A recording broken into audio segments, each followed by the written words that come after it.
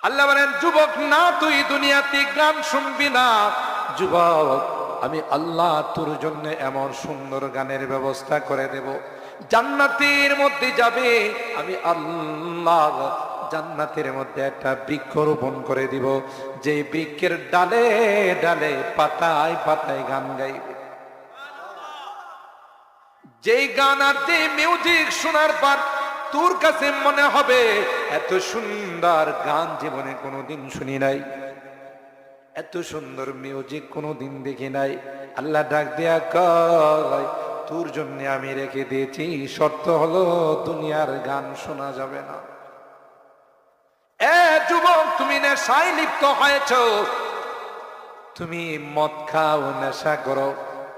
আল্লাহ ডাক দেয়া কয়, নেশা যদি বর্জন করতে পারি, এক বোতল দুই বোতল নয়, দুনিয়ার নেশা তো মেয়াদ উত্তীর্ণ, খাইলে তার এলোমেলো হয়ে যায়, ঠিক না?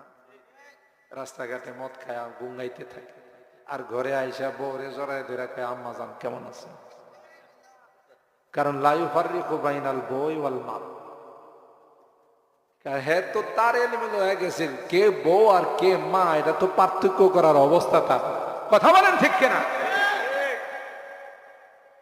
আল্লাহ বলেন, মাসালুল জান্নাতিল্লাতী ওয়াইদাল মুত্তাকুন ফিহা আনহারুম মিন মাইন গায়রি আগসিন ওয়া আনহারুম মিন লাবানিন লাম ইয়াতাগায়্যার তা'মু ওয়া আনহারুম মিন খামরিন লাযযাতিন লিশ-শারিবিন ওয়া আনহারুম মিন আসালিন মুসাফফা। জান্নাতি যারা হবে, আল্লাহ ডাক দেয়া কয়, তোমাদেরকে ওয়াদা দিলাম আমি আল্লাহ, এ জান্নাতীরা তোমাদের জন্য এমন দুধের নহর দেব, যে দুধের নহর হবে সবচেয়ে প্রিয় দুধ, সবচেয়ে পিওর দুধ। দুনিয়ার দুধের মধ্যে তো দুধ দহন করার সময় কিছু পানি লাগায়, আবার দোয়ায়ও কিছু পানি লাগায়, ঠিক না? তাও তো কিছুটা আপনারা পান, আমরা তো ঢাকা শহরে দুধের নামে সাদা পানি খাই। বুড়িগঙ্গা নদীর ওই পারের থেকে দুধ যখন নিয়ে আসে, যতক্ষণ নদীতে থাকে নদীর বরকত দিতেই থাকে। কথা কয় না? আগে শুনতাম দুধের মধ্যে পানি মিলা, এখন হলো পানির মধ্যে দুধ মিলা। বুঝেন নাই? আল্লাহ বলেন, না না, ওয়া আনহারুম মিন লাবানিন লাম ইয়াতাগায়্যার তা'মু, এমন দুধ দিব রে যে দুধের স্বাদ কোনোদিন পরিবর্তন হবে না। ওয়া আনহারুম মিন খামরিন লাযযাতিন লিশ-শারিবিন, আল্লাহ কয়, আমি যে মদের নহর দিব এক বোতল দুই বোতল নয়, আমি আল্লাহ তোর সামনে মদের নহর দিয়ে দিব, খাবি আর মজা লাগবে।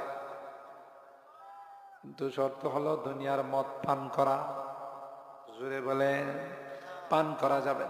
এই 35 নাইটকে কেন্দ্র করে আমার উদীয়মান উঠতি বয়সের যুবক যুবতীদেরকে মদের আসরে নিয়ে ঢুকানো হয়, অশ্লীলতা আর বেহায়াপনার মধ্যে ঢুকানো হয়, তাদের চরিত্রকে নষ্ট করে দেওয়া হয়। আর এর মাধ্যমে যত অবৈধ সন্তান আসবে, এরাই কোরআন হাদিসের বিরোধিতা করে। কোরআন সুন্নাত ইসলাম মুসলমান আল্লাহ নবীর যারাই বিরোধিতা করে, কোরআন হাদিস খুলে দেখুন, এদের একটার জন্মের ঠিক নাই। যাদের জন্মের মধ্যে লিক আছে, লিক বুঝেন তো, লিক আছে, এরাই হলো হারামজাদা।